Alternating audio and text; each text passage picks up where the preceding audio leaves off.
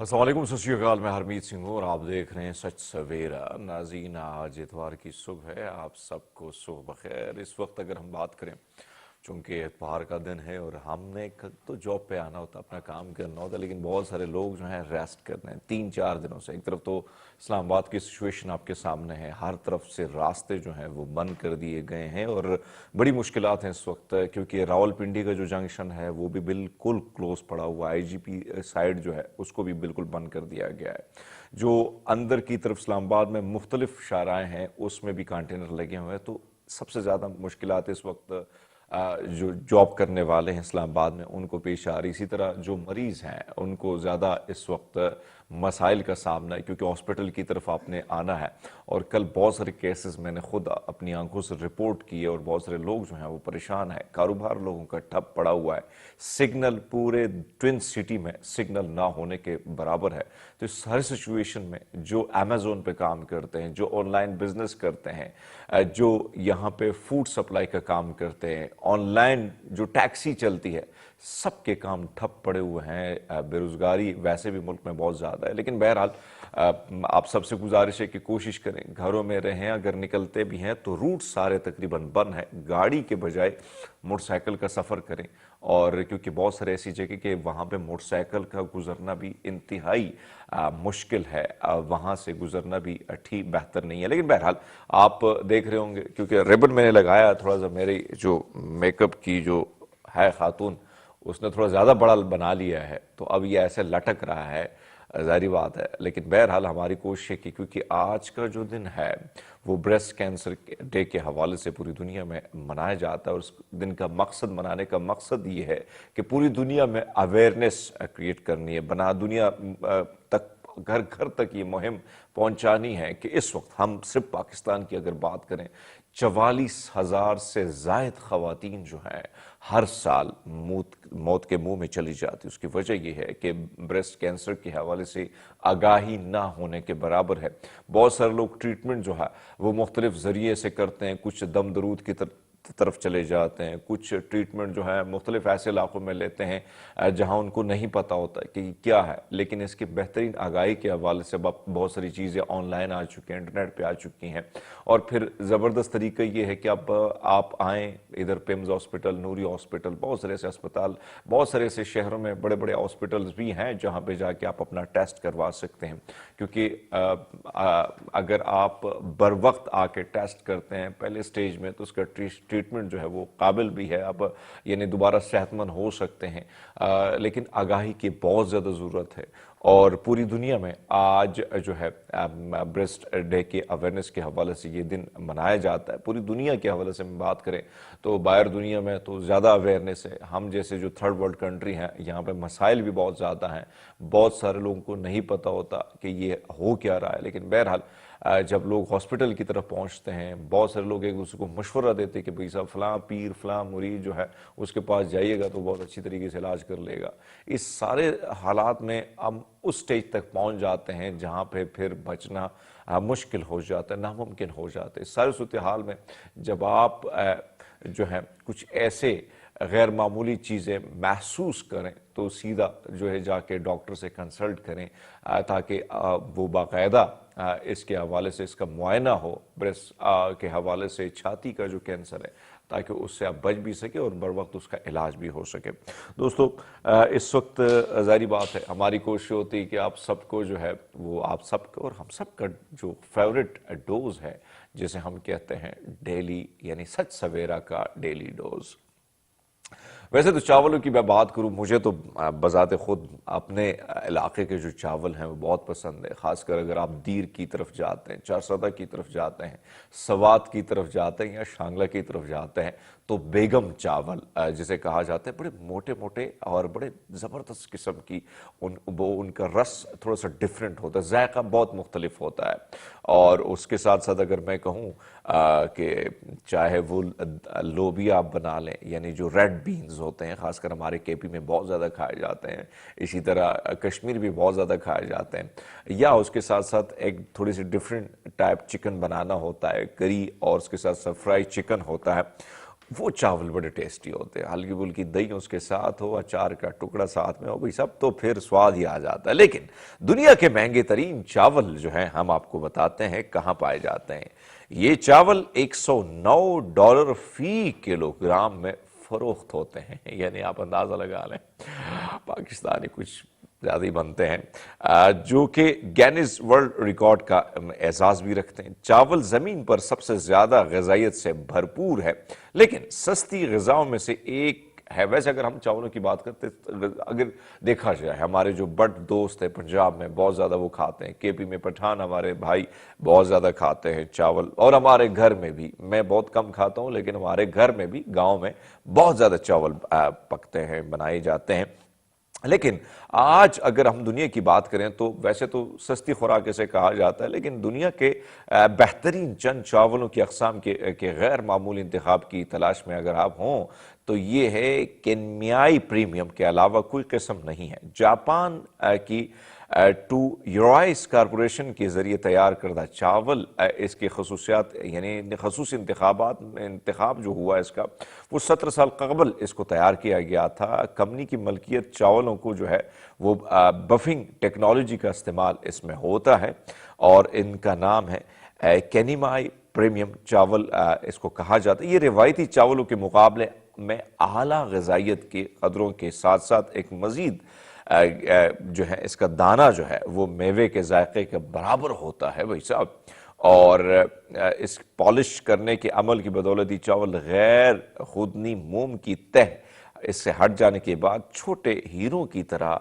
ये नज़र आते हैं, यानी क्रिस्टल टाइप, जायका बड़ा डिफरेंट है। लेकिन भाई साहब एक ऐसी झील जो काफ़ी मुनफरद है, काफ़ी मुख्तलिफ है और काफ़ी खूबसूरत है। आप जब कहीं सफ़र करते हैं, जब सफ़र चाहे वो ट्रेन का हो, चाहे वो बस का हो, चाहे अपने गाड़ी के ज़रिए हो, कभी कभी गुज़रते हुए शाहराह से, एक राह से गुज़रते हुए में ऐसे मुख्तलिफ मकामात जब जिन पर हमारी नज़र पड़ती है तो हम कहते हैं वाह।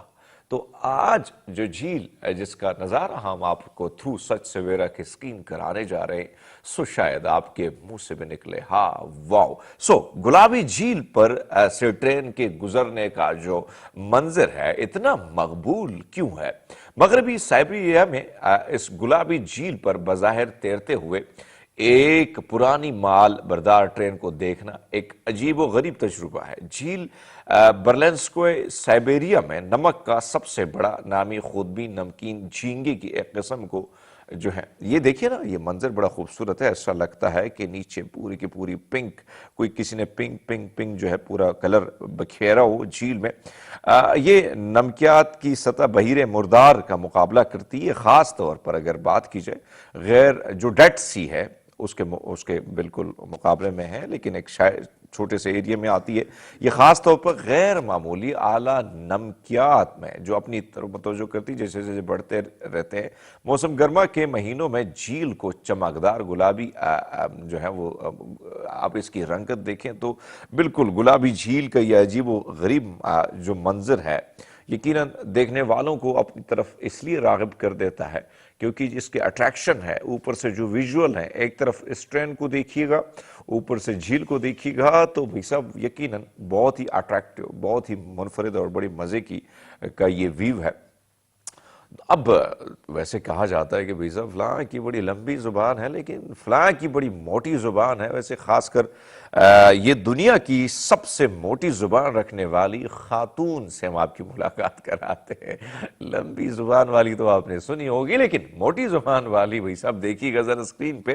गैर मुल्की खबर रसाई इदारे के मुताबिक 37 साला एम्ब्रा कोलिना ने गिनीज वर्ल्ड रिकॉर्ड जो है उनको बताया कि उन्होंने दांते 72 यानी मर्दों की कैटेगरी में मोटी जुबान के साबिका रिकॉर्ड होल्डर की तस्वीर देखने के बाद रिकॉर्ड के लिए अप्लाई करने का फैसला किया। एक डॉक्टर की जानिब से एम्ब्रिया कोलिना की जुबान की पैमाइश 3 बार की गई और ऑफिशियल औसतन पैमाइश जो है वो 5.44 इंच सामने आई। उन्होंने खवातीन की कैटेगरी का ये रिकॉर्ड अमरीकी रियासत रेगन से ताल्लुक़ रखने वाली जेनी डोइंडा से हासिल किया, जिन्होंने रवां बरस के इब्तिदा में जुबान की 5.21 इंच की पैमाइश के साथ रिकॉर्ड अपने नाम कर लिया। अरे भाई साहब देखिए ज़रा, ये भी एक मुनफरिद है भाई, आपकी ज़ुबान लंबी हो मोटी हो जैसे भी हो, हमने अपनी ज़ुबान का इस्तेमाल तो वैसे घरों में ही करते हैं, लेकिन इसका आप रिकॉर्ड भी बना सकते हैं ज़रा ध्यान से। सो बहरहाल उम्मीद है आपको ये सेगमेंट पसंद आएगा। अपना और अपनों का ख्याल नहीं रखना है, ख्याल तो जरूर रखना है, लेकिन मैं ये सोचने लगा शायद वाइंड अप करने का टाइम है। भाई वाइंड अप करने का टाइम ना आपने सोचने और ना मैं सोच सकता हूं, क्योंकि टाइम अब हुआ है एक ब्रेक का। हमारे साथ रहिएगा।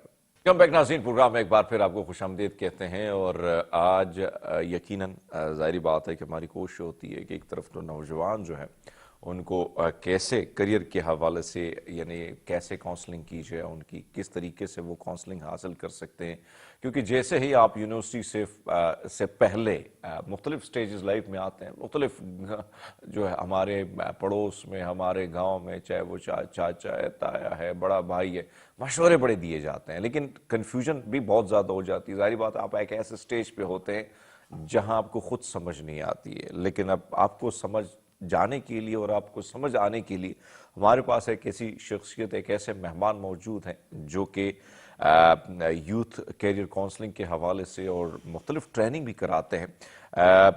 मेहताब हमीद साहब जो हैं NLB, गुड मॉर्निंग आपको। वैसे ये जो मैं चाहता हूं कि आप करेक्ट करें और इसके जो मानी है वो जरा हमारे नाज़रीन को बताएं। Thank you for having me. NLP neuro linguistic programming. Neuro mean आपका माइंड, ठीक है, लिंग्विस्टिक मीन लैंग्वेज, जो भी लैंग्वेज हम यूज करते हैं, एंड प्रोग्रामिंग मीन आपके माइंड का फिल्टर, कुछ फिक्स बिलीव, कुछ अजम्पशंस जिनकी बेस पे हमारा माइंड प्रोसेस करता है चीज़ों को, परसेप्शन बनाता है। सो न्यूरो लिंग्विस्टिक प्रोग्रामिंग में हम देखते हैं कि कैसे हमारा माइंड अजम्पशंस पे काम करता है और अजम्पशन के क्लाउड्स को, नेगेटिव अजम्पशंस को हम कैसे ब्रेक कर सकते हैं, अपने पोटेंशियल को कैसे अनलिश कर सकते हैं।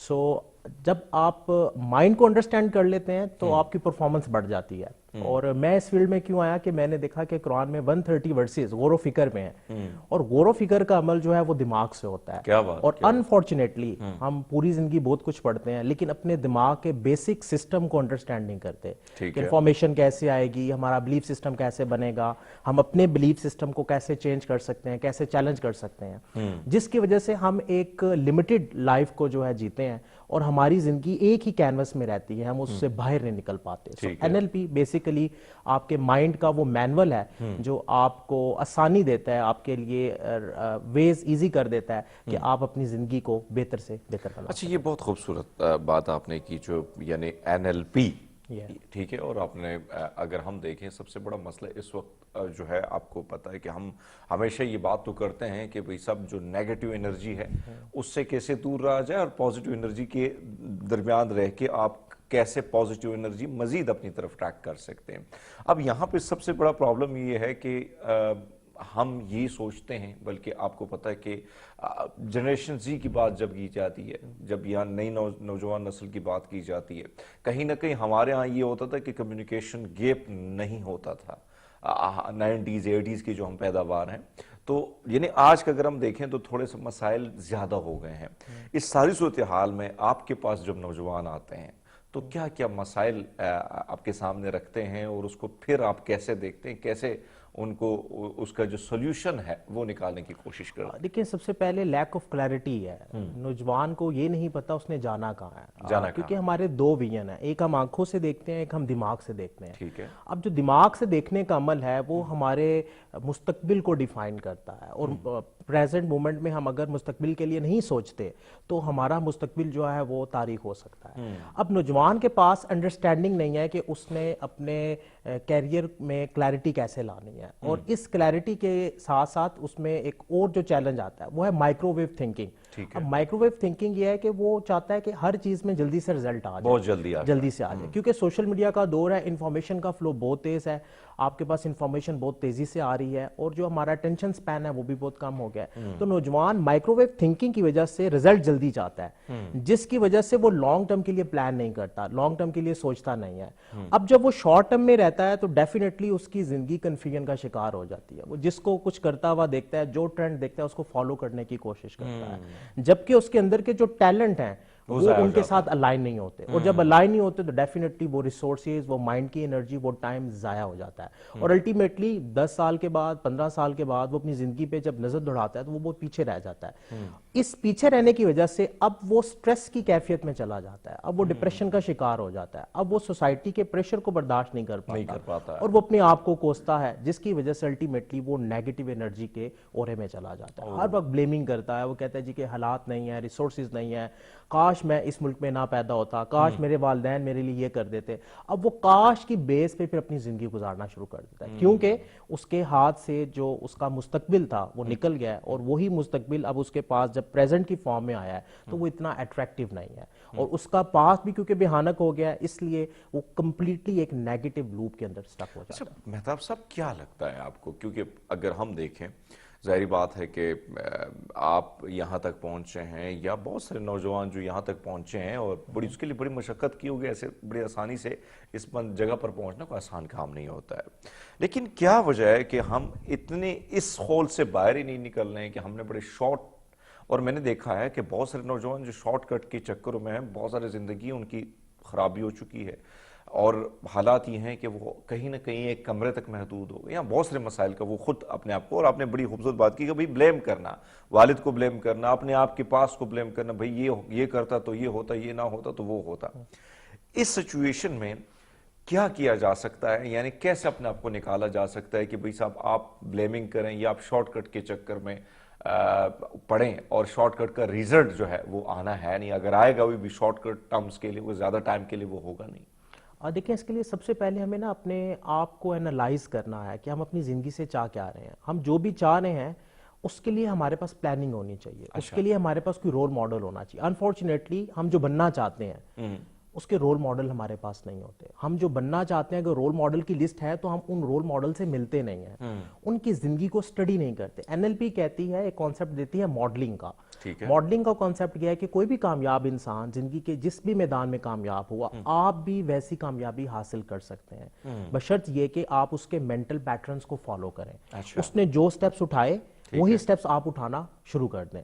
अब हमारे पास रोल मॉडल नहीं है, और रोल मॉडल अगर है भी है, हम उससे मिलते नहीं हैं, हम उससे क्वेश्चंस नहीं पूछते, उसकी जिंदगी को जानते नहीं हैं, उसके बारे में जानने की कोशिश नहीं करते, जिसकी वजह से हम बिल्कुल नैरो से एक कैनवस में स्ट्रक रहते हैं। अब यूथ के पास सबसे अहम अपॉर्चुनिटी ये है कि वो इन्वायरमेंट से सीखे, अपने इन्वायरमेंट को चेंज करें। अगर आपकी जिंदगी में चेंज नहीं आ रहा और आप अगेन वही स्टेप्स उठा रहे हैं, तो आपकी जिंदगी में चेंज कभी भी नहीं आएगा। इसका मतलब कि आप एक दीवानगी की कैफियत में हैं, आप वही स्टेप्स उठा रहे हैं बट रिजल्ट्स डिफरेंट चाह रहे हैं, तो ये पॉसिबल नहीं है। अगर हम यूनिवर्स के लॉस को देखें, law of cause and effect, आप जो काम करेंगे वैसे ही रिजल्ट्स आपको मिलेंगे।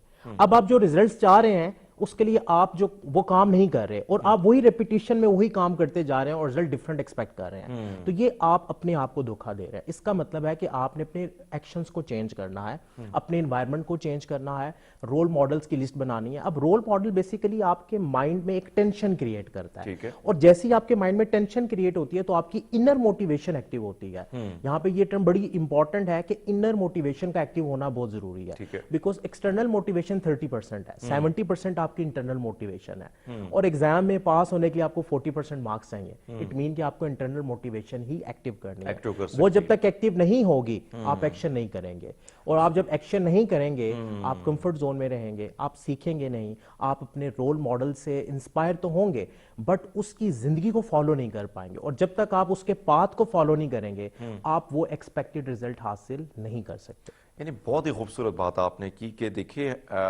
मोटिवेशनल स्पीकर आपको मोटिवेट कर सकते हैं, लेकिन इंटरनली आपने अपने आप को करना है। जब तक आप, वो कहते हैं ना कि जब तक आपकी आत्मा बिफरेगी नहीं तो फिर लहरें जो हैं वो मजीद ऊपर की तरफ नहीं जाएंगी। लेकिन सर, आपसे जानना चाहेंगे कि इस वक्त जो सबसे बड़ा मसला है, और आपके साथ भी हुआ होगा, हम सब के साथ होता है कि जब हम एक ऐसे स्टेज में होते हैं जहां पे मैट्रिक के बाद पहले पे आपकी तैयारी कि भाई साहब पुत्र ने इंजीनियर बनना है, पुत्र ने मेरे डॉक्टर बनना है, पुत्र ने कोई और कुछ बनना ही नहीं है, इंसान नहीं बनना, ठीक है।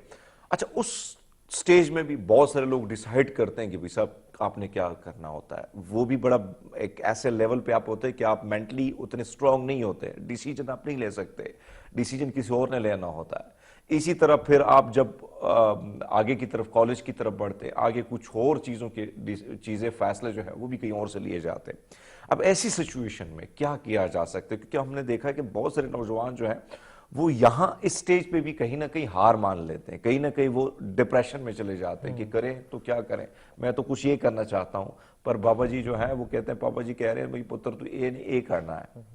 अच्छा देखिए, यहाँ पे ना दो पर्सपेक्टिव हैं, एक पेरेंटिंग का पर्सपेक्टिव है और एक बच्चे की अपनी लाइफ का पर्सपेक्टिव है। पेरेंटिंग का पर्सपेक्टिव ये है कि बच्चे के माइंड सेट को डेवलप करना है आपने, जब वो 5-6 क्लास में है आपने उसके पोटेंशियल को अनलिश करना है, आपने लिटमस पेपर टेस्ट करना है, आपने देखना है कि उसके अंदर कौन कौन सी खूबियां हैं और उसके अकॉर्डिंगली आपने उसके माइंड सेट को डेवलप करना है कि आने वाले वक्त में वो किस फील्ड में जाएगा। अनफॉर्चुनेटली पेरेंट्स वो एडवाइस करते हैं जिसके वो खुद एक्सपर्ट नहीं होते। मेरे पास जब भी कोई बच्चा आता है कि सर मैं आगे इस फील्ड में एडमिशन लेना चाहता हूँ, मैं कभी भी सजेशन नहीं देता, बिकॉज मैं कहता हूँ यार कि मैं जो सजेशन दूंगा वो मेरी फील्ड से रिलेटेड होगी, बिकॉज मैं अपनी फील्ड के करीब तर हूँ, तो मैं अपनी बाइसनेस आप पे इंपोज कर दूंगा। बेहतर ये है कि आप एक्सपेरिमेंट करें, आप एक लिस्ट बनाएं जिसमें 4 से 5 फील्ड्स को आप नॉमिनेट करें, उसके बाद आप कॉलेजेस में जाएं, आप जाके वहाँ के प्रोफेसर से मिलें, वहाँ के स्टूडेंट से मिलें, ताकि आपको एक फीडबैक मिले और आपको पता चले कि जिस फील्ड में आप जाना चाह रहे हैं क्या ये फील्ड आपकी पर्सनैलिटी के साथ अलाइन है या नहीं। और जब मैंने ये एक्सपेरिमेंट किया, मेरे पास कई स्टूडेंट्स आते हैं, तो एक स्टूडेंट आई कहती है सर मैंने साइकोलॉजी रखनी है, तो मैंने कहा बेटा आप यहाँ के जो कॉलेजेस हैं जो करीब के जिनमें आप जा सकती हैं वहाँ पे जाएं, वहाँ से प्रॉस्पेक्टिस लें और उनके प्रोफेसर से जाके मिलें, जो पढ़ाने वाले उनसे मिलें, स्टूडेंट से मिलें और फीडबैक लेके 1 हफ्ते के बाद मेरे पास आ जाएं। जब तक आप ये असाइनमेंट कंप्लीट नहीं करेंगी मैं आपको कोई सजेशन नहीं दूंगा।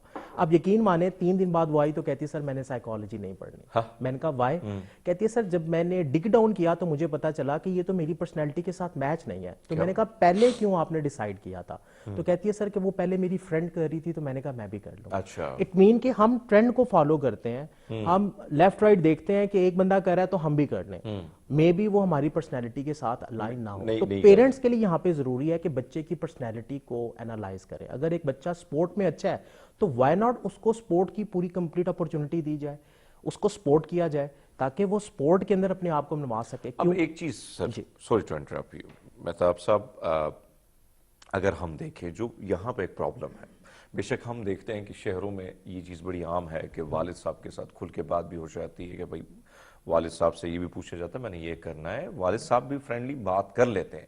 लेकिन जो देही इलाके हैं, सबसे बड़ी आबादी वहां पर है, वहां तो वालिद साहब के सामने आगे जाना भी बड़ा मुश्किल होता है, बात करना, तो ये हकीकत है। बिल्कुल। अब ऐसी सिचुएशन में मैं चाहता हूं कि आप, क्योंकि जमाना बदल चुका है, चीजें बड़ी तेजी से बदल रही हैं, हर वक्त वो माजी वाले जो रिवायात हैं आहिस्ता आहिस्ता वो खत्म होती चली जा रही हैं, और यहाँ पे आप बच्चे के साथ दोस्त एज ए फ्रेंडली बात नहीं करेंगे तो मसाइल उसको भी होंगे और आपको भी होंगे।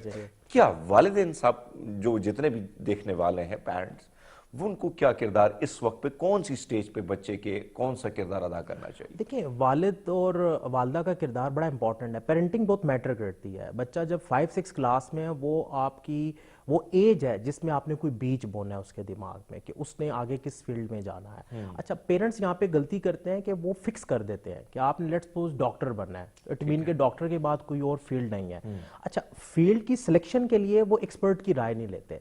लेट्स सपोज के एक पेरेंट्स हैं जिन्होंने खुद कभी भी मेडिकल की चीजें नहीं देखी, अब वो अगर मेडिकल की ख्वाहिश कर रहे हैं, ख्वाहिश में और रियलिटी में बड़ा फर्क है। तो पेरेंट्स को यहाँ पे ये चीज आइडेंटिफाई करनी है कि क्या ये हमारी ख्वाहिश है या बच्चे का टैलेंट है। देखें, बच्चे का टैलेंट आपको नजर आ जाता है। ठीक है, लेट्स सपोज कि एक बच्चा है घर में, वो हर चीज को खोलना शुरू कर रहा है, इट मीन कि वो मैकेनिकल बड़ा स्ट्रांग है, अल्लाह ताला ने उसके अंदर मैकेनिकल सलाहियत बड़ी एक्टिव की हुई है। सलाहियतें तो बहुत सी हैं, इंटेलिजेंस तो बहुत सी हैं, बट कोई एक डोमिनेंट है। अब जो डोमिनेंट है उसके अकॉर्डिंगली आप दूसरों से गाइडलाइन लें जो एक्सपर्ट हैं उस फील्ड के, याद रखें जो एक्सपर्ट हैं। अच्छा, अब क्योंकि हमारे पास इंटरनेट का दौर है, आज के दौर में एक्सपर्ट को ढूंढना कोई मुश्किल काम नहीं है। हर फील्ड के एक्सपर्ट की वीडियोस मौजूद हैं। आप वो वीडियोस देखना शुरू करें, आप बच्चे को वीडियोस दिखाना शुरू करें। अगर बच्चा अलाइन हो जाता है तो इट मीन कि उसका इनर सेल्फ इस फील्ड के साथ अलाइन है, फिर उस फील्ड के लिए प्लानिंग शुरू कर दें। जैसे मुझे आज भी याद है कि मैंने जब मैट्रिकुलेशन कंप्लीट की तो मैं एफएससी में मैंने एडमिशन लिया, बिकॉज घर से लेफ्ट राइट से जो इको आ रही थी वो थी कि इंजीनियरिंग में जाना है। बट मैं जब इंजीनियरिंग में गया तो मुझे पता चल गया कि ये फील्ड मेरे साथ अलाइन नहीं है। देन मैंने एफएससी के बाद डिसाइड किया कि मैंने आगे कंप्यूटर में जाना है, सीएस को पढ़ना है, क्योंकि सीएस आपकी डिटो कॉपी है माइंड की। क्योंकि मेरा बचपन से माइंड के साथ इंटरेक्शन बहुत ज्यादा था, दूसरों के माइंड को अंडरस्टैंड करना, उनको समझना कि ये सोचता कैसे है दिमाग और इसमें प्रोसेसेस कैसे होते हैं। अब जब मैं कंप्यूटर की फील्ड में गया तो मुझे पढ़ना कम पड़ता था, बिकॉज मेरी अंडरस्टैंडिंग बड़ी डीप थी। मुझे समझ आ गई कि रजिस्टर्स क्या होते हैं, मेमोरी क्या होती है, मेरे लिए वो बड़ी इजी चीजें थी। जबरदस्त। सेम जब मैं अपनी ट्रेनिंग फील्ड में आया, अब ह्यूमन बिहेवियर को अंडरस्टैंड करना मेरे लिए आसान है, बिकॉज कंप्यूटर आपकी डिटो कॉपी है आपके माइंड की। क्या बात। ठीक है, अब मेरे लिए वो चीजें करना क्यों आसान है, क्योंकि मुझे वाले साहब ने सपोर्ट किया, उन्होंने कहा कि बेटा आप जिस फील्ड में जाना चाहते हैं चले जाए। एंड बैक इन 2012 मेरी गवर्नमेंट की जॉब होगी और मैंने कहा जी मैंने नहीं करनी। अच्छा, अब 17 ग्रेड की जॉब हो और आपके पास उस वक्त कोई रोजगार भी ना हो, आपको पैसों की भी जरूरत हो, तो हर तरफ से था कि ये कितना बेवकूफाना क्वेश्चन है कि जी आपने वो भी जॉब नहीं 17 करनी, ग्रेड और वो की भी जॉब। 17 ग्रेड की। और जब मैंने ये डिसाइड किया तो सबने रेजिस्ट किया, बट मेरे वाले साहब ने कहा क्या करना है, तो मैंने कहा जी मेरी कोर वैल्यू मुझे लगता है फ्रीडम है। क्या बात मैं है। ट्रैवल करना चाहता हूँ। यहाँ से कंटिन्यू करेंगे, बड़ी खूबसूरत गुफ्तगू का सिलसिला मेहताब साहब के साथ जारी है, और मैं चाहता हूँ कि मेहताब की इस रोशनी से, इस किरण से आप भी बहुत कुछ सीखें। नाज़रीन एक छोटा सा ब्रेक लेते हैं, हमारे साथ रहिएगा। वेलकम बैक नाज़रीन, प्रोग्राम एक बार फिर आपको खुशामदीद कहते हैं, और उम्मीद है आपकी आंख खुली होगी, क्योंकि मौसम इतना मज़े का है कि ठंडी ठार, कल रात जो बारिश हुई है, वैसे मेहताब साहब मौसम खुशगवार है, लेकिन ट्विन सिटी का माहौल जो है वो ठीक नहीं है। बड़े मुश्किल से आप भी पहुंचे और मैं भी शो के लिए पहुंचा, लेकिन बहरहाल जो बात हम कर रहे थे, आपने जो बात की कि ये बड़ा मुश्किल होता है कि आपके पास जॉब ना हो, बेरोजगारी हो, फिर जब आप नौजवानी उस दहलीज पर आप पहुंच जाते हैं, अभी तो हम दोनों जवान हैं, उस वक्त नौजवान थे, तो फिर आप जब इस तरफ देखते हैं कि इतनी कम उम्र में आपको 17 ग्रेड की जॉब, फिर रिश्तेदार भी वाह वाह वही साहब कैसे आप इनकार कर रहे हो, घर में भी ज्यादा वो भाई लोग सवाल उठाते हैं कि भाई साहब क्या कर रहे हो, ठीक तो हो तुसी।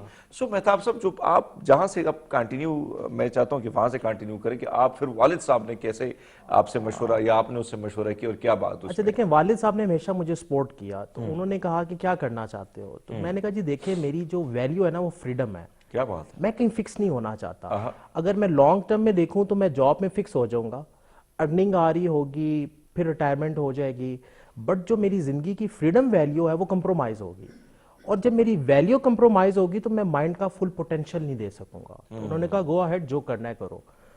Then I started my own academy, फिर एकेडमी से स्कूल बन गया, स्कूल से 2 स्कूल बन गए, और वंस मैं एक ऑक्सफोर्ड की ट्रेनिंग में बैठा हुआ था, तो मुझे रियलाइज हुआ कि एमफिल करने के बाद भी मेरा अंदर खाली है। ये वो लम्हा था जिसने मुझे मजबूर किया कि मुझे अपने आप पर काम करना है। क्या बात है। और सीखने के अमल को जारी रखना है। तो मैंने जब सीखने का अमल जारी शुरू किया, मैं कभी कराची ट्रैवल कर रहा हूँ, कभी लाहौर जा रहा हूँ, लाखों रुपए के कोर्सेज कर रहा हूँ, तो अब सबने कहा कि ये बिल्कुल पागल हो गया है। लोग अर्निंग के बाद सेविंग करते हैं, चीजें बनाते हैं, और ये क्या कर रहा है, ये ट्रैवलिंग कर रहा है। अच्छा, फिर उसके बाद मैंने फ्री सेशंस देना शुरू कर दिए, यूथ के साथ काम करना शुरू किया, बिकॉज माइंड में एक फ्रीडम वैल्यू थी, दूसरा ये था कि डिफरेंट कल्चर के माइंडसेट को एक्सप्लोर करना है, कि वो लोग सोचते कैसे हैं, उनका मेंटल मैप क्या है, जो कामयाब लोग हैं उनके मेंटल पैटर्न क्या है, बिकॉज एनएलपी में हम उसे मॉडलिंग कहते हैं। देन इस पूरे पर्सपेक्टिव ने मेरी लाइफ की डायनामिक्स को चेंज कर दी, और फिर मैंने टूल सीखना शुरू किए, बिकॉज फिर मुझे आइडिया हुआ कि स्पीकिंग और ट्रेनिंग में बड़ा डिफरेंस है। लोग समझते हैं कि जो बोल सकता है वो ट्रेनर है, जबकि ये बिल्कुल उल्ट है। ट्रेनर के लिए आपको कुछ स्पेसिफिक टूल्स चाहिए जिससे आप किसी के माइंड के बिहेवियर को चेंज कर सकें। क्या बात है। जो बिकॉज जो अडल्ट प्रोफेशनल हैं वो सीखने के लिए तैयार नहीं होते। उनके माइंड में डिफरेंट टाइप की रेजिस्टेंस होती हैं, सम टाइम पोजीशन की, सम टाइम डिग्री की, सम टाइम एक्सपीरियंस की, बिकॉज मेरी ऑडियंस डेली चेंज हो रही होती है। सम टाइम मेरी ऑडियंस में ऐसे लोग होते हैं जिनका एक्सपीरियंस मेरी एज जितना होता है। अब वहां पे मैंने उनको कैसे कनेक्ट करना है, कैसे उनके माइंड की रेजिस्टेंस को रिमूव करना है, इसके लिए मुझे टूल्स चाहिए।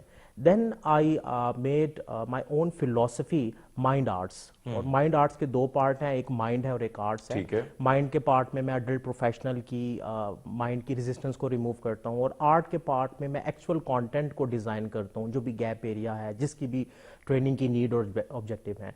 सो देन अब मैं जब इस वे पे आ गया तो अब मैं अपनी जर्नी को एंजॉय करता हूँ। अब मेरे पास फ्रीडम है, मुझे किसी भी टीवी चैनल से कॉल आती है तो मेरे पास फ्रीडम है, जबरदस्त। मैं अपनी मर्जी से जा सकता हूँ। हाँ, यहाँ मर्जी की बात हो रही। अब एक चीज जो आपने बात की मुझे बड़ा अच्छा लगा कि भाई साहब अब आपके सामने हर किस्म के लोग बैठे हैं, चाहे वो बड़ी उम्र के छोटी उम्र के हैं, लेकिन उनके दिमाग में एक अलग मज़ाहमत चलती है, वो रेजिस्टेंस चलती है, उसको कैसे उस पर कैसे कंट्रोल हासिल करना है, और कैसे उसके जो दिमाग में अभाम चल रहे हैं उनको कैसे क्लियर करना है। अब यहाँ पे आपने देखा होगा कि जो नौजवान है, अब आपको पता है कि बहुत सारे नौजवान सुनने को तैयार नहीं है किसी की तजुर्बात, क्योंकि मैंने तो ये सीखा है घर में भी, बड़ों से भी, कि भाई साहब अपने से एक 10 साल बड़े के साथ बैठ लिया बहुत कुछ सीखने को मिल जाता है। जो उसका तजुर्बा है, उसके तजुर्बे से बहुत कुछ सीख के आप वो गलतियां नहीं करोगे जो उसने की है। तो ये जो रेजिस्टेंस है खासकर नौजवानों में बड़ी ज्यादा होती है कि वो कहते हैं कि भाई साहब आजकल मेरे पास, मैं कोई मोटिवेशनल स्पीकर नहीं हूँ, आपने वो तजुर्बा जो मुश्किल हालात से निकल कर यहाँ पहुंचा हूँ, तो जब किसी यूनिवर्सिटी जाता हूँ तो मैं देखता हूँ नौजवानों को, और वो बड़े करीब से, चाहे वो लड़कियां हैं या लड़के हैं नौजवान, उनमें एक चीज देखता हूँ कि भाई साहब हम समझदार हैं और हम पूरी चीजों को समझते हैं, शायद हमें जरूरत नहीं है आपकी, यानी वो आपको समझ आ जाती।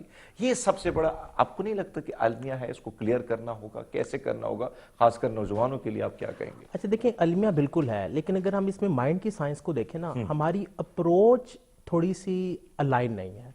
जैसे मुझे आज भी याद है कि मेरे वालिद साहब एक अप्रोच इस्तेमाल करते थे, उस वक्त मुझे उसका टेक्निकल टर्मिनोलॉजी नहीं पता था, वो इनडायरेक्ट मोड में मुझे समझाते थे। लेट्स सपोज मैं ड्राइविंग तेज कर रहा हूँ तो मुझे कहते थे कि पुत्र मैं तेरे चाचे नाल जा रहा सा, ओपल गड्डी सी ते अचानक टायर खुल गया।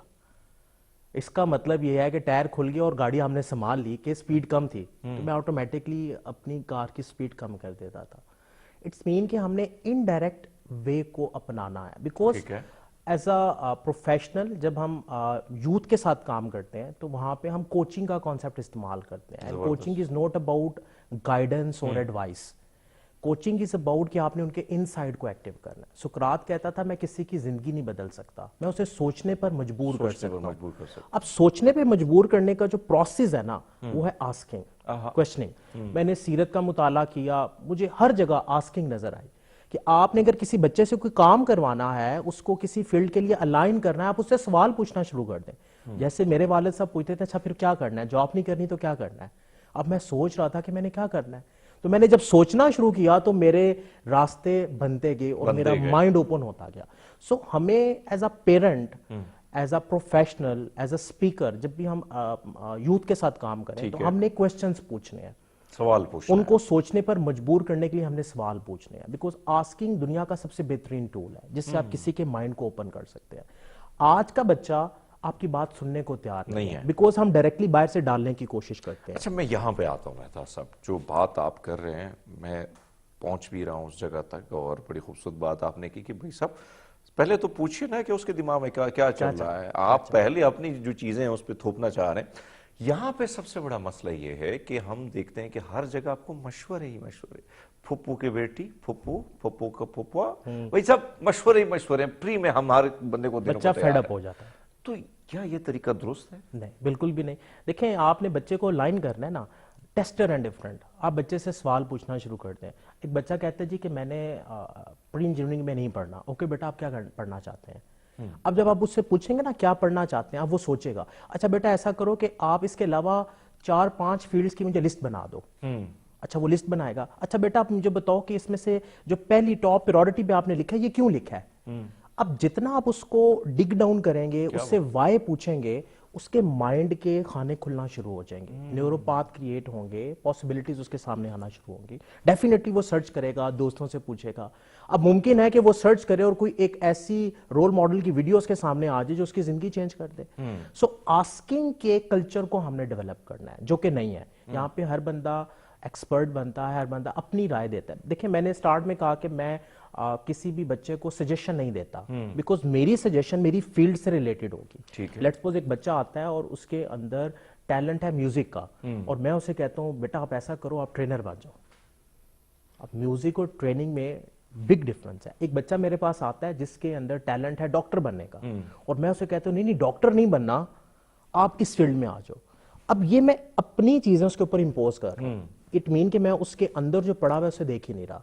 सो एनएलपी में हम कहते हैं कि हमें रैपो बिल्ड करने की जरूरत है यूथ के साथ। मैं जब भी यूनिवर्सिटीज में जाता हूं तो मैं मेरी एक किताब है जुस्तजू, जिसमें मैंने एक फ्रेमवर्क दिया है कि सबसे पहले हमने बच्चों के अंदर ड्रीम्स के लिए एक आग लगानी है। और वो कैसे होगी, आप उनसे पूछना शुरू करें कि बेटा आप क्या बनना चाहते हैं, आपके जहन में क्या क्या चीजें हैं, क्या क्या ऑप्शंस हैं, और एक चीज पे बच्चे को फिक्स ना करें, ठीक है ना, आप ऑप्शंस पूछें। अच्छा, लिस्ट जब आप बनवाते हैं तो बच्चा सोचना शुरू करता है। मैंने एक इंटरनेशनल कोर्स था जैक एंड फील्ड का जब किया, सो गोल सेटिंग पे जैक एंड फील्ड ने 8 वीक्स हमारे लगा दिए। हर वीक में एक मॉड्यूल पे हम काम करते थे और एक चीज को पे बात करते थे, और कोई भी गोल हम बनाते थे तो वो पूछता था कि ये क्यों चाह रहे हैं, और करते करते आखिरी मॉड्यूल में वो हमसे पूरा ऐसे लिखवाता था कि अपनी फीलिंग्स इसके बारे में लिखें। और जब मैंने एनएलपी की डेप्थ में गया तो मुझे पता चला कि आप जितनी ज्यादा फीलिंग्स को अपने गोल्स के साथ एसोसिएट करते हैं, आपके माइंड का मैकेनिज्म उतना ज्यादा स्ट्रांग हो जाता है, उतना ज्यादा एक्टिव हो जाता है। जैसे हम जिस चीज को बार बार देखते हैं, हम विजन बोर्ड को क्यों बार बार देखते हैं, कि हमारे माइंड में पिक्टोरियल इमेज आए और उसके साथ एक इमोशन नथी हो जाए, और हमारा माइंड, सबकॉन्शियस माइंड उस पर काम करना शुरू कर दे। मेहताब साहब, यहाँ पे एक और चीज आपने देखी होगी कि जो नौजवान है, जाहिर बात है, एक तरफ तो हमने वालिद साहब के किरदार पे बात की, आपने बड़े ज़बरदस्त तरीके से कहा कि भाई साहब ये यही टूल्स हैं, इसको इस्तेमाल करो, मामला ठीक हो जाएंगे। अब बहुत सारे नौजवान जो हैं अंदर ही अंदर अपने आप को खाते रहते हैं कि भाई मैंने ये करना है, लेकिन अगर मैं बात करूंगा तो शायद जो है घर में मामला खराब हो जाए। ऐसे ही होता है, स्टेज में होता है, और अंदर ही अंदर वो मैंने ऐसे देखे हैं, बल्कि मेरे अपने रिश्तेदारों में बच्चे ऐसे देखे हैं जो नहीं बनना चाहते थे डॉक्टर, वो बन गए। आज वो बेचारे जो हैं अंदर की वो बातें जो हैं, हाँ, ये कैसे, इस खौफ को कैसे नौजवानों का निकाला जाए? देखिए, खौफ को निकालने का एक ही तरीका एक्शन करें। देखिए, मैं यूथ मेरे से ये क्वेश्चन पूछती है जी हमारे घर वाले नहीं मानते, तो मैं कहता हूँ इसका मतलब आपको मनवाना नहीं आता, और मनवाने के लिए आपने जिद नहीं करनी है, आपने रिजल्ट्स देने हैं। देखें, क्रिकेट टीम की बात करें, किसी भी परफॉर्मेंस की बात करें, मेजरमेंट की, तो जो परफॉर्मर होता है ना वो अपनी जगह बना लेता है। क्या बात, बच्चे परफॉर्मर नहीं होते, माइंड में बहुत कुछ चल रहा है, प्लानिंग में तो बहुत कुछ है, यानी 4D के अंदर, 4 डायमेंशन के अंदर बहुत कुछ है।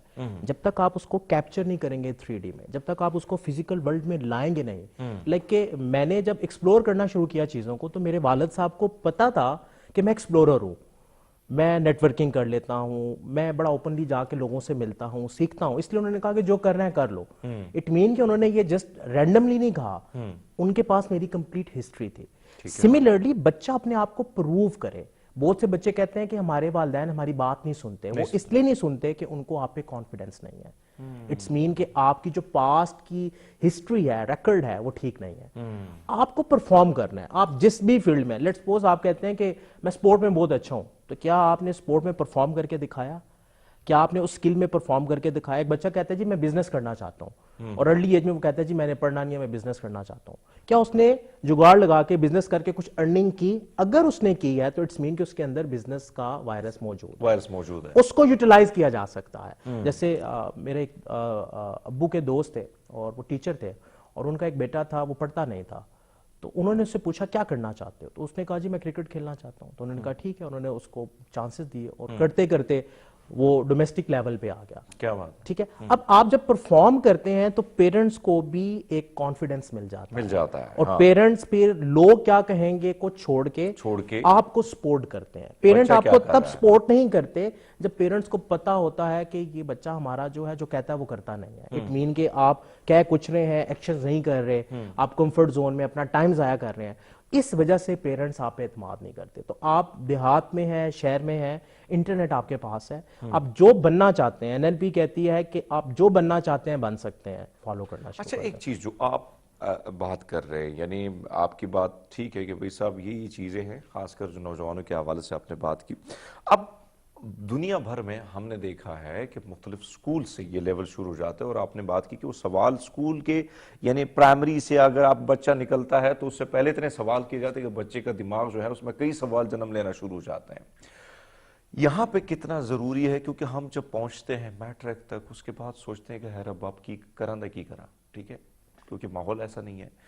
आपको क्या लगता है कि कौन सी स्टेज ऐसी है जहां पे ये सवाल शुरू कर लेने चाहिए? जिस तरह हम जापान के स्कूलों को देखते हैं, फिनलैंड के हाँ, स्कूलों को फिनलैंड हो गया, दीगर स्कूल्स हो गए, वो चीज़ें पहले से हो जाती है, प्रैक्टिकली उनको चीज़ें सिखाई जाती है कि भाई साहब अगर आपने ये करना है तो ये चीज़ें। कितना ज़रूरी है इस लेवल तक आना अगर हम दुनिया के मुकाबले में अपने आप को खड़ा करना चाहते हैं? देखिए, इसमें स्कूल के लेवल पे तो स्टार्ट से क्वेश्चनिंग का प्रोसेस स्टार्ट होना चाहिए, होना जो कि चाहिए। अनफॉर्चुनेटली नहीं है। नहीं हो रहा है। एक रिसर्च के मुताबिक एक छोटा बच्चा जब स्कूल में दाखिल होता है तो 100 प्लस क्वेश्चंस की कैपेसिटी होती है उसकी, वो इतने सवाल पूछ सकता है। लेकिन जब वो प्राइमरी कंप्लीट करता है तो ये रेशो हाफ रह जाती है, जब मैट्रिक कंप्लीट करता है तो 20 से भी लेस रह जाते हैं, और जब वो इंटर कंप्लीट करता है तो डेली 7 क्वेश्चंस उसकी कैपेसिटी रह जाती है पूछने की। यानी कि उसके ऊपर खौफ को, डर को इतना इम्पोज कर दिया जाता है कि अब वो ओपनली क्वेश्चंस नहीं पूछता। तो हमें ये इन्वायरमेंट क्रिएट करना है कि स्टार्ट से बच्चे क्वेश्चंस पूछना शुरू करें, और जब भी कोई बच्चा क्वेश्चन पूछे, चाहे वो स्टूपिड क्वेश्चन है, आप उसे अप्रिशिएट करें। बिकॉज क्वेश्चन पूछने से, देखें, सवाल में आधा इल्म है, आधा इल्म जवाब में है। बच्चा जब सवाल पूछता है तो उसकी जवाब की खोज के लिए वो आधा रास्ता तो तय कर चुका है, हम उस आधे रास्ते को ही स्टार्ट में स्टक कर देते हैं, वो जर्नी फिर आगे खूबसूरत बात आपने की, और मैं चाहता हूं कि जाते जाते का अच्छा सा पैगाम भी आप देके देखने वालों को दे दे। देखें जी, अच्छा पैगाम यही है कि वालिदैन के लिए कि आप अपने बच्चों से सवालात पूछें, बच्चों को सवाल पूछने दें, उनके सवालों के जवाब दें, और अगर नहीं आते, अगर कोई बच्चे ने ऐसा सवाल पूछ लिया जिसका जवाब आपके पास नहीं है, तो उसके साथ मिलकर उसके जवाब को तलाश करें, क्योंकि जो जस्तजू का अमल है वो सवाल के बगैर मुमकिन नहीं है। और जब तक हम अपनी यूथ से क्वेश्चंस नहीं पूछेंगे, हमारी यूथ के जो माइंड सेट फिक्स हैं वो ओपन नहीं हो सकते। बड़ी खूबसूरत बात मेहताब हमीद साहब ने की, बहुत शुक्रिया सर, आपके साथ बड़ा मज़ा आया गुफ्तगू का। और नाज़रीन, बड़ी खूबसूरत बात जो उन्होंने की और मुझे भी बड़ी अच्छी लगी कि भाई सवाल पूछें, सवाल पूछेंगे तो दिलो दिमाग के दरीचे मज़ीद खुलेंगे, और ऐसे में जब आपके पास जवाब नहीं होगा तो जवाब ढूंढने के लिए आपको भी जस्तजू करनी होगी, और उस जस्तजू से न सिर्फ आपको बल्कि आपके बच्चे को भी फ़ायदा होगा। नाज़रीन, एक नए गेस्ट के साथ आपकी मुलाकात कराते हैं, लेकिन यहाँ पे हुआ एक छोटा सा ब्रेक, सो हमारे साथ रहिएगा। वेलकम बैक प्रोग्राम में एक बार फिर आपको खुशामदीद कहते हैं। और नाज़रीन, अगर हम बात करें पूरी दुनिया भर के, तो तकरीबन हर साल 20 लाख ख़वातीन जो हैं वो ब्रेस्ट कैंसर, यानी जैसे छाती का कैंसर कहा जाता है, उसमें मुब्तला हो जाती हैं। और अगर हम पाकिस्तान में बात करें तो ये रेशो यहाँ पे भी कम नहीं है बल्कि बहुत ज़्यादा है। और सबसे बड़ी वजह वही है कि आगाही ना होने की वजह, दीगर भी बहुत सारे मसाइल हैं जिसकी वजह से इस मर्ज़ में जो है ख़ासकर ख़वातीन मुब्तला हो जाती है। अब कैसे अपने आप को बचाया जा सकता है, क्या क्या इसकी अलामतें हैं, क्या ट्रीटमेंट का तरीक़ाकार है, इसी पर बात करने के लिए हमारे साथ हैं डॉक्टर साइमा शुएब मलिक, इस वक्त स्काइप के ज़रिए। डॉक्टर साहब, आपको गुड मॉर्निंग, खुशामदीद कहते हैं सच सवेरा में। जी, बहुत शुक्रिया, बहुत शुक्रिया। और आई एम रियली थैंकफुल कि आपने इतने इंपॉर्टेंट टॉपिक पे बात करने के लिए मुझे इनवाइट किया, और वो आपके प्रोग्राम का भी बहुत शुक्रिया। और आई एम रियली इम्प्रेस कि हमारे यहाँ ऐसे अवेयरनेस के प्रोग्राम्स हो रहे हैं और भी ज्यादा होने चाहिए। जी बिल्कुल, आपकी बात दुरुस्त है, बल्कि ये मौजू जो है इस पे जितनी भी गुफ्तगू की जाए, जितने भी प्रोग्राम की जाए कम है, क्योंकि इस वक्त अगर हम देखें हमारे मुल्क में सबसे बड़ा मसला अवेयरनेस का है, अवेयरनेस ना होने की वजह से।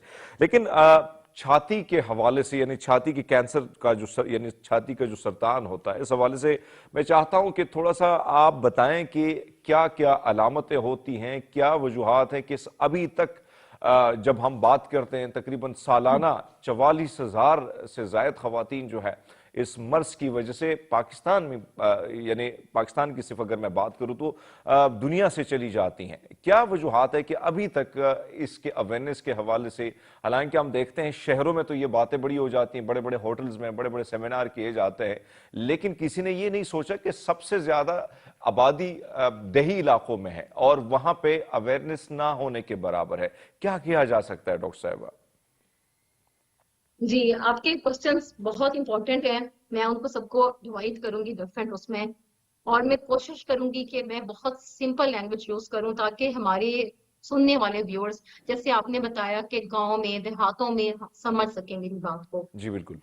क्योंकि मेरा यहाँ पे पर्पस कोई लेक्चर देना नहीं है, सिर्फ समझाना और आगाही देना है। और ये हम सबका, जो आपने बात की, बहुत इंपॉर्टेंट है कि क्या वजह है, क्यों नहीं है हमारे यहाँ अवेयरनेस हर किसी के हाथ में फोन है, हर जगह पे जो है एक्सेस है इन चीजों की, लेकिन हम और प्रोग्राम्स और चीजों को देख रहे होते हैं और बात कर रहे होते हैं, और जब हम कहीं बैठे भी होते हैं ग्रुप्स में, जी तो आपकी फीमेल्स बैठी हैं स्पेशली किसी शादी में इकट्ठी हैं, तो जी कपड़ों की बातें और ये बातें, ये डिस्कशंस क्यों नहीं होती? देखिए बीइंग अगर मैं अपना भी समझूं कि मैं जैसे गांव में भी जाती हूँ, ठीक है, हमें वहां पे अपनी फैमिलीज के साथ इंटरेक्शन, चीजें डिफरेंट फंक्शंस में हम मिलते हैं, जी वहां जी पे हम ये सारी इंपॉर्टेंट बात क्यों नहीं करते? तो ये तो बिल्कुल एक अलमिया है हमारे मुआशरे का कि हम इंपॉर्टेंट चीजों को, और स्पेशली इस इशू को, इसको हम स्टिग्मा समझते हैं। सबसे पहली बात, हमारे यहाँ ये एक समझा जाता है कि अगर किसी को सीए ब्रेस्ट हो गया तो शायद पता नहीं कुछ बहुत ही उसमें कुछ गलत हो गया, और इस बात को छुपाना है, बताना भी नहीं है।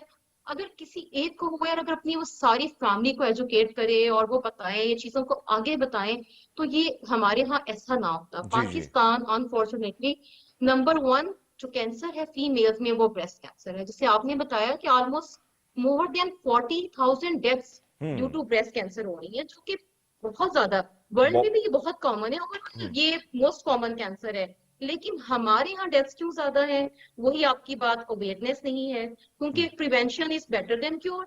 प्रिवेंशन की मैयर्स नहीं है, स्क्रीनिंग प्रोग्राम्स प्रॉपर नहीं है, और लोग इस पे बात करने से घबराते हैं कि नहीं, बात नहीं करनी है डॉक्टर इस पे, साहब, एक इनको और ये तो चीज, एक जो एक है। तरफ तो हम देखते हैं कि लोग कतराते भी हैं, बात भी नहीं करते, हत्ता कि बहुत सारे खवातीन जो है, ये खवातीन से भी नहीं बताती हैं उनको कि ये अलामत है, तो शायद पता नहीं क्या हो जाएगा, क्या से क्या हो जाएगा। लेकिन मैं चाहता हूं कि पहले तो इसकी अलामत पे बात की जाए कि क्या क्या ऐसी अलामतें जब जाहिर हों, तब जाके आपको पीर फकीरों के पास नहीं, बल्कि आपको सीधा जाके डॉक्टर से कंसल्ट करना चाहिए। मैं चाहता हूं कि पहले इस अलामत पे बात की जाए। जी बिल्कुल। इसकी अलामात जो है, तो इस तरह से हम नहीं कह सकते कि हमें कुछ अलार्मिंग साइंस हैं, कुछ चीजों को देखना है। सबसे पहली चीज ये है कि छाती में किसी भी गिल्टी का नमूदार होना। ठीक और है। अब ये कैसे पता चलेगा कि जी छाती में गिल्टी नमूदार होगी है? तो ऑफ कोर्स कि हर फीमेल अपनी ब्रेस्ट को खुद ज्यादा जानती है, हम्म। तो ब्रेस्ट सेल्फ अवेयरनेस ये जी। बहुत इंपॉर्टेंट है। जब हम अपनी फीमेल्स को ये सिखाएंगे कि आपने अपने ब्रेस्ट को एग्जामिन कैसे करना है, ठीक है। आपने breast self examination is a method, screening method है जो हम सिखाया जाता है। बहुत से प्रोग्राम्स हो रहे हैं इस पे, बहुत सारी वीडियोस और चीजें अवेलेबल हैं इस पे। जब फीमेल्स अपने ब्रेस्ट का एग्जामिनेशन करना सीख लेंगी, तो उन्हें समझ आएगी कि कुछ एबनॉर्मल है, कोई गिल्टी महसूस हो रही है। हो सकता है ब्रेस्ट की शेप में उनको कोई चेंज महसूस हो, उनको लगे कि नहीं मेरी कोई ब्रेस्ट में कोई डिंपल पड़ रहा है, जिसको आप कहते हैं कि कोई उसकी जिल्द में कोई तब्दीली आ रही है, ठीक है। उसके साइज में कोई तब्दीली आ रही है। दूसरा ये कि कोई निपल से एबनॉर्मल सा डिस्चार्ज हो रहा है अच्छा। किसी एक साइड से, जो पहले कभी नहीं हुआ। तो ये 4-5 तो बहुत ही अलार्मिंग साइंस हैं। और अच्छा। एक इम्पॉर्टेंट बात कि अक्सर गिल्टी तो होती है, पेशेंट्स कहेंगी, मैं कहूंगी भैया आपको इतना अरसे से 2 साल से थी, आप आई नहीं, तो उसमें दर्द ही नहीं था। तो ये बहुत इंपॉर्टेंट बात है कि हमें ये बताना जरूरी है कि जो ब्रेस्ट की गिल्टी होती है वो ज्यादातर पेनलेस है।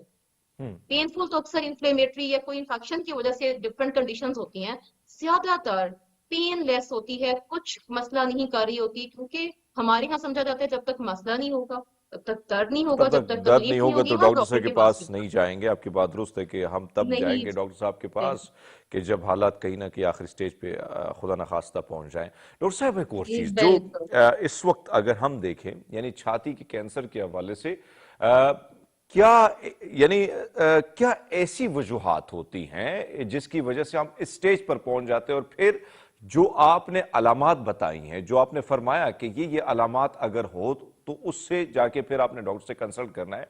लेकिन मैं चाहता हूं कि क्या कुछ वजूहात तो होंगी जिसकी बिना पर आप इस स्टेज पर पहुंच जाते हैं कि कहीं ना कहीं छाती का कैंसर हो जाता है? क्या कहीं कोताही खुराक में है, कोई ऐसी चीज, कोई ऐसा या हमारे रहन सहन में, या कुछ ऐसी चीज कहीं ना कहीं हम कोई कोताही कर रहे हैं, कोई गलती कर रहे हैं जिसकी वजह से हम इस स्टेज पर पहुंच जाते हैं? मैं चाहता हूं आप इस पे भी पहले बात करें, अलामतों पर तो आपने बात करनी। जी बिल्कुल। अलामात तो मैंने आपको बताई, जाहिर है बहुत इंपॉर्टेंट है वो भी, और उसके बाद ये कि होता क्यों है, मतलब क्या रीजंस हैं, क्या वजूहात हैं जिनकी वजह से होता है। कुछ जी। ऐसी हैं जिनसे हम बच सकते हैं, अवॉइड कर सकते हैं। जैसे आपने बताया कि खाना पीना और ये चीजें, मैं उस पर भी आती हूँ। 10 to 15% ब्रेस्ट कैंसर जो है वो जेनेटिक प्रीडिस्पोजिशन होती है, मतलब कि इनहेरिटेंस में आपको जीन्स मिलते हैं जो कि जिसमें BRCA1 BRCA2 are the genes. बहुत फेमस हमने सुना भी होगा एंजेलिना जोली, इसमें एक एग्जांपल है कि उसके फैमिली में ये जीन्स थे और शी हैड बायलैटरल मेस्टेक्टमी, मतलब उसने सर्जरी करवा ली बिफोर के ब्रेस्ट कैंसर उसको होता। तो ये अवेयरनेस है ना वहाँ पे कि देखिए उनको पता है कि ये जीन्स है, फैमिली में था, मदर को था, mother in law grand mother को था, तो अब उसमें भी हो सकता है। तो ये उसको ये ब्रेस्ट डेवलप नहीं हुआ but she had bilateral surgeries. हमारे यहाँ तो ये एक स्टिग्मा समझा जाता है कि जी हम बताएंगे तो फिर सर्जरी हो जाएगी और ब्रेस्ट चली जाएगी और ये इश्यूज हो जाएंगे, मतलब बहुत सारे इश्यूज हैं। अच्छा डॉक्टर साहब, एक और चीज, अगर हम देखें, क्या ये जो हमारे यहाँ खानदानी शादियां होती हैं और कहा जाता है कि भाई साहब हम अपने जात जो है यानी जो कास्ट है, चाहे वो सैयद हैं तो सैयदों में शादी करते हैं, या कजन्स मैरिज जो है वो बहुत ज्यादा रुझान उसका है इस मुल्क में हमारे यहाँ, तो क्या ये वहां पर भी उसकी भी कुछ वजूहात, उसकी बिना की वजह से भी हम इसमें कैंसर का शिकार हो सकते हैं? क्या उसके साथ भी कोई रिलेटेड है ये चीज?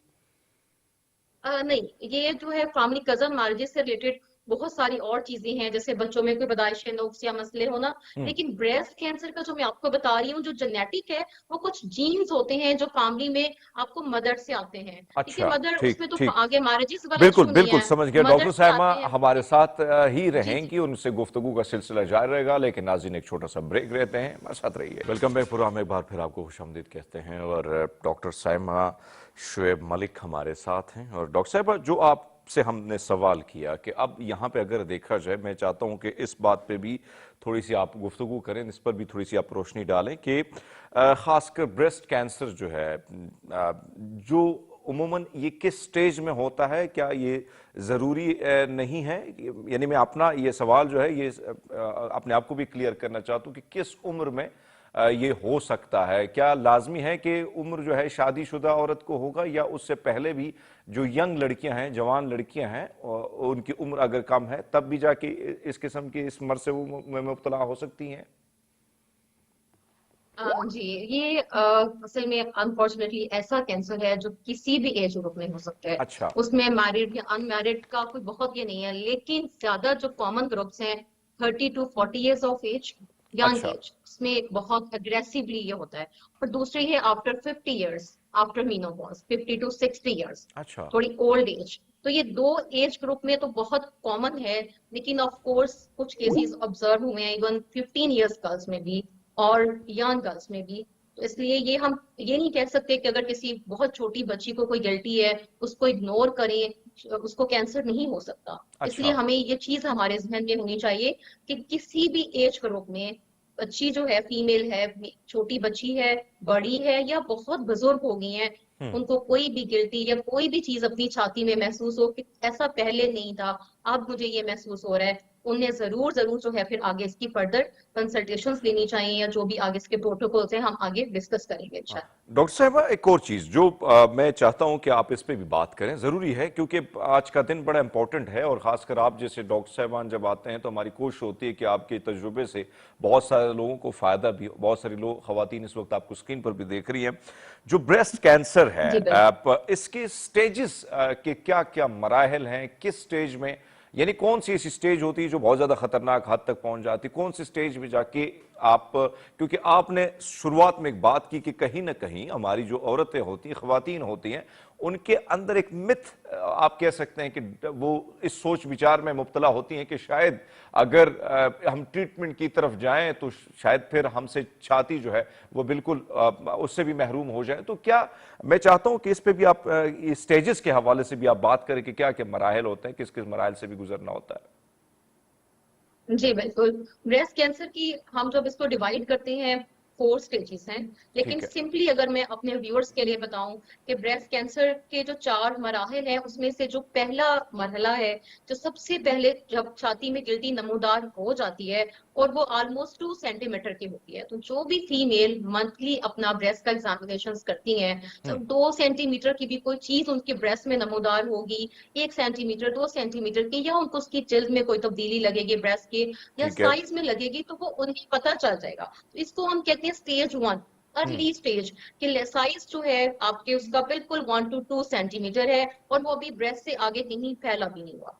दूसरी जो स्टेज है उसमें साइज ऑलमोस्ट 2 से 5 सेंटीमीटर तक था, ठीक है, जो कि काफी बड़ा साइज है। ये उन केसेस में होता है कि जब बहुत एग्रेसिव होता है, जल्दी जल्दी इंक्रीज हो रहा होता है साइज, या फिर वही बात है कि जब हम इग्नोर करते हैं कि नहीं नहीं कुछ नहीं है कुछ नहीं है। इसमें जब स्टेज 2 को भी हम अर्ली थोड़ा कंसीडर करते हैं, लेकिन इसमें इशू ये है कि आपका ब्रेस्ट कैंसर थोड़ा सा फैल गया और वो लिम्फ नोड्स में जाना शुरू हो गया। उसके लिए फिर ट्रीटमेंट ऑप्शंस थोड़े एग्रेसिव हो जाएंगे। तो अच्छा, स्टेज 1 जो है वो बहुत इंपॉर्टेंट है, जो सिर्फ सेल्फ एग्जामिनेशन से ही पता चल सकती है कि बहुत अर्ली डिटेक्शन।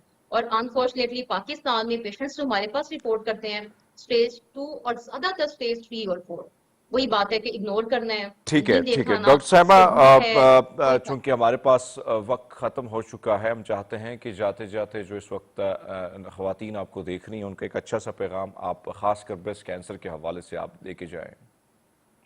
जी, मैं अपनी सारी ख़वातीन को ये पैगाम देना चाहूंगी जो भी सुन रही हैं कि ब्रेस्ट सेल्फ एग्जामिनेशन कोई मुश्किल चीज नहीं है, उसके लिए किसी तालीम की किताबें पढ़ने की जरूरत नहीं है। आप अपने डॉक्टर, करीबी किसी भी फीमेल डॉक्टर से, मेल डॉक्टर, किसी से भी कंसल्ट कर सकते हैं कि उसका तरीका आपको समझा दे। इवन यूट्यूब पे बहुत सारी वीडियोस हैं जिसमें है कि how to do the self breast examination. अगर हम ये सीख लें और अपनी फीमेल्स को ये सिखा दें, अपनी बच्चियों को ये सिखा दें, और वो हर महीने अपने ब्रेस्ट का एग्जामिनेशन करें, और जो कि प्रोटोकॉल है कि मंथली करना चाहिए, तो वो बहुत जल्दी खुद से पिक कर लेंगे कि उनके जिस्म में कोई तब्दीली है। लेकिन एक अच्छा मैसेज ये है कि अगर आपको गिल्टी है तो परेशान मत हो कि वो कैंसर है। 10 में से कोई एक गिल्टी कैंसर होती है, इसलिए 9 गिल्टियां जो है वो कैंसर नहीं होंगी, लेकिन आपकी तसल्ली भी हो जाएगी और इसका चेकअप भी हो जाएगा। और जिसको खुदा ना खास्ता है वो बहुत जल्दी डिटेक्ट हो जाएगा और हमारे यहाँ अर्ली डिटेक्शन स्टार्ट हो जाएंगी, जिसकी वजह से सर्वाइवल रेट बहुत बेहतर हो जाएगा। बहुत शुक्रिया। डॉक्टर सायमा शुएब मलिक हमारे साथ थी, उनकी गुफ्तगू आपने मुलाहिजा फरमाई। नाज़रीन, लेते एक छोटा सा ब्रेक, हमारे साथ रहिएगा। सच सवेरा में एक बार फिर आपको खुशामदीद कहते हैं। और नाज़रीन, अगर हम बात करें इस वक्त नफ्सियाती मसाइल के हवाले से, तो जो रिपोर्ट्स हमारे सामने आ रही हैं यकीनन बहुत ही तशवीशनाक है। और उसकी वजह यह है कि इस मुल्क में जिस तरीके से हम बेरोज़गारी देख रहे हैं, गुर्बत है हर तरफ, हर दूसरा दिन जो है पहले दिन से मज़ीद उसमें मुश्किलात होती हैं। और चाहे वो ख़वातीन हो या मर्द हजरात, बच्चे हों या बुज़ुर्ग हों, सब में ये मसाइल अब यकसा हमें नज़र आते हैं। लेकिन नफ्सियाती मसाइल और उनके हल के हवाले से हमारी कोशिश होती है कि अच्छे से गेस्ट को लाएँ और उनके तजुर्बा जो है, साथ में हमारे बहुत सारे सवालात और उनके जवाबात हम उनके मुंतज़िर होते हैं। सोबिया खतीब माहिर नफ्सियात जो इस वक्त हमें स्काइप पे ज्वाइन कर रही हैं। सोबिया, गुड मॉर्निंग, कैसी हैं आप? अस्सलाम वालेकुम, सत श्री अकाल, थैंक यू। वालेकुम बिल्कुल सलाम। सोबिया, यहाँ पे अगर हम देखें, तकरीबन जो इस वक्त हमारे पास रिपोर्ट्स आई हैं पाकिस्तान के हवाले से, एक वक्त था 2019 में कि सबसे ज़्यादा खुश रहने वाली कौमों में हम टॉप 10 में थे और अच्छी पोजीशन में थे। लेकिन अब सूरत हाल ये है कि 9.5 करोड़ लोग जो हैं वो इस वक्त पाकिस्तान में नफ्सियाती मसाइल का शिकार हैं। तो मैं चाहता हूं कि ये बुनियादी वजूहात क्या होती हैं कि आप मुख्तलिफ मसाइल में जकड़े जाते हैं? बहुत शुक्रिया पहले तो सच टीवी का और आपके प्रोग्राम का कि उन्होंने मदऊ किया। ये वाला एक ऐसा टॉपिक है जिसमें अब दुनिया में जितने भी हालात व वाक़यात गुजर रहे हैं उसमें देखा जाए तो टॉप प्रायोरिटी पे होना चाहिए। लेकिन क्योंकि तादाद बढ़ती जा रही है और इसके एड्रेस के लिए कोई ऐसा लाएअमल या कोई ऐसी चीज तजवीज़ नहीं की जा रही जिसमें बेहतरी की कोई अलामत या हम देखें कि बेहतरी की तरफ कोई साजगार कोई अवामिल हैं। जो आपने रिपोर्ट किया ये तो वो हैं जो सिर्फ और सिर्फ रिपोर्टेड फॉर्म में, वैसे भी स्टैटिस्टिक्स ये बता रहे हैं कि हर 8 में से 1% कहीं ना कहीं मेंटली हेल्थ लेवल पे मफलूज है। और पूरी लाइफ स्पैन के अंदर अगर देखा जाए तो हर 2 में से 1 बंदा पूरी जिंदगी में मेंटल डिस्टर्बेंस के साथ साथ डिसऑर्डर का शिकार होता है। अच्छा। ये इतना ज्यादा इम्पोर्टेंट एरिया ऑफ लाइफ है हेल्थ के रिलेटेड, जिसमें डिजीज डिसऑर्डर दोनों इन्वॉल्व होते हैं। लेकिन क्योंकि प्रायोरिटी के लेवल पे पाकिस्तान, आपने बात की, पाकिस्तान के लेवल पे बाकी अवामिल हम इस कदर जकड़े हुए हैं कि ये एरिया बिल्कुल निगलेक्टेड, क्या बिल्कुल इसकी तरफ कोई रोशनी की वो आ ही नहीं रही, डार्कनेस में चला गया। तो उसकी वजह से बदबू ज्यादा फैल रही है, बीमारियां ज्यादा फैल रही हैं। जैसे आपने इंट्रोडक्शन में कहा कि हर लेवल पे, ना सिर्फ एक किसी स्पेसिफिक तबके में, हर तबके में देखते हैं कि हर लेवल पे कहीं ना कहीं डिस्टर्बेंस और डिसऑर्डर की प्रेवलेंट है, प्रेवलेंस। अच्छा, वैसे सोबिया अगर हम देखें अब मसाइल बहुत सारे हैं। एक तरफ तो हम अपने इर्द गिर्द देखें मसाइल बहुत हैं, वसाइल ना होने के बराबर हैं, जिसकी वजह से जो जिस स्टेज पर है वो किसी न किसी दर्द में, किसी न किसी कर्ब में और फिर किसी न किसी बीमारी में मुब्तला है, और खासकर नफ्सियाती मसाइल हर शख्स कैरी कर रहा है अपने साथ। इस वक्त आपसे मैं जानना चाहूंगा कि अपने बच्चों के साथ अगर आप मिलते हैं तो बच्चों में या जैसे ही नौजवानी के दहलीज पे आप कदम रखते हैं तो कहीं ना कहीं आपकी पर्सनालिटी में, बच्चों में या नौजवानों में चिड़चिड़ापन शुरू हो जाता है। क्या ऐसी वजूहात होती हैं कि यहाँ तक, इस स्टेज तक, क्या उसमें कोई कोताही, कोई गलती वालिदैन की वजह से होती है या इर्द गिर्द माहौल से, जो हर बात पे, हर दूसरी बात पे उनमें आपको चिड़चिड़ापन आप देखेंगे, हर बात पे गुस्सा, हर बात पे लड़ाई झगड़ा? अच्छा देखिए, सबसे ज्यादा जो हम थोड़ा सा ना इसको स्पेसिफाई इस तरह से कर लेते हैं एज स्पेम के साथ। लाइक हम कहते हैं कि बच्चों का जो इन्फेंट टाइम से 10 साल, 10 से फिर 20 और इस तरह से ऑनवर्ड हम थोड़ा सा इसको समझने की कोशिश करते हैं। स्टार्टिंग के टाइम पीरियड में बच्चों के अंदर ज्यादातर न्यूरो डेवलपमेंटल डिसऑर्डर्स आते हैं। अच्छा। वो के मौरूसी भी हो सकते हैं, इन्वायरमेंटल भी हो सकते हैं। हमारे यहाँ देखें न्यूट्रिशन, माएँ खुद बीमार हैं, एनीमिक हैं, तो बच्चा जब पैदा करेंगे तो उनके अंदर न्यूट्रिशनल डेफिशिएंसीज आती हैं, और जब न्यूट्रिशनल डेफिशिएंसीज आती हैं तो उसकी बेस पे आपकी जो न्यूरो डेवलपमेंटल यानी माइंड के अंदर जो स्ट्रेंथनिंग बन रही होती है। अच्छा। साइंस ये कहती है 20 to 26 एज तक आपका जाके माइंड मैच्योर होता है, यानी ब्रेन का स्ट्रक्चर, ये जो सामने वाला अशरफुल मखलूकात के लेवल पे जहां पे हमें लेबलिंग मिलती है वो 26 ईयर में जाके कंप्लीट होता है। लेकिन इस सारे तसलसल के अंदर, इस सारे डेवलपमेंटल के अंदर जो स्टेजेस चलती हैं, इसमें इन्वायरमेंटल प्रेशर भी होता है, पेरेंटिंग भी होती है, घर का इन्वायरमेंट भी होता है, सोशल प्रेशर्स भी होते हैं, डिफरेंट फैक्टर्स होते हैं। लेकिन घर के अंदर जो इन्फेंट से लेकर 10 तक के अवामिल के अंदर ज्यादातर माँ बाप की अपनी मौरूसी क्या बीमारियां थी जो ट्रांसफरेबल होती हैं, जिसमें जो अगर मेंटल हेल्थ, नफ्सियाती मसाइल के हवाले से देखा जाए तो डिप्रेशन भी ट्रांसफरेबल है, शिज़ोफ्रेनिया है। अब तो बच्चों के अंदर और जो हम स्क्रीन के लेवल पे ऑटिस्टिक डिसऑर्डर या इस तरह के आपने देखें गवर्नमेंट लेवल पे भी इस तरह की चीजों को बड़ा हाईलाइट अब किया जा रहा है। तो कहने से मुराद है कि इस लेवल पे ये सारे डिसऑर्डर ज्यादा होते हैं। 10 से 20 के दौरान में जो सबसे ज्यादा प्रॉब्लम्स बच्चों में आती हैं वो मूड्स की आती हैं, यानी आपने जैसे कहा ना चिड़चिड़ापन, जिद्दीपन, थोड़ा सा रिबिलियस एटीट्यूड आ जाता है, बच्चे थोड़ा सा बाहर की तरफ इंक्लाइन ज्यादा होना शुरू हो जाते हैं, तो वो नफ्सियाती तौर पर वो रुझान बाहर की तरफ ज्यादा रखना शुरू कर देते हैं।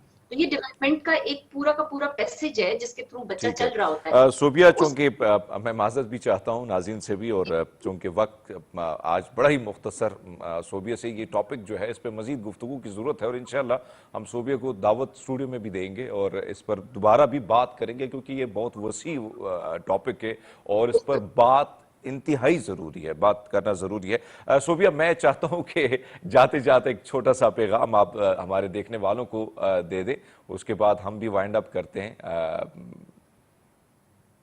जरूर, मेरा पैगाम ये है कि जिस तरह आप खुराक को, खाने पीने को पूरे दिन में तरजीह देते हैं, चाहे वो खराब होती है, सही होती है, आपकी बॉडी की नीड होती है ना, इसी तरह से मेंटल हेल्थ की केयर को भी नीड के लेवल पे लेना शुरू कर दें कि मैंने अपने मिजाज की तब्दीली के अंदर कौन कौन से स्टेप्स अपनाने हैं जिससे मैं खुद बेहतर फील कर सकता हूँ या कर सकती हूँ, तब जाके बेहतरी आना शुरू हो जाएगी, क्योंकि मेंटल हेल्थ की अप्रोचेस इंडिविजुअल सेल्फ केयर से शुरू होती है।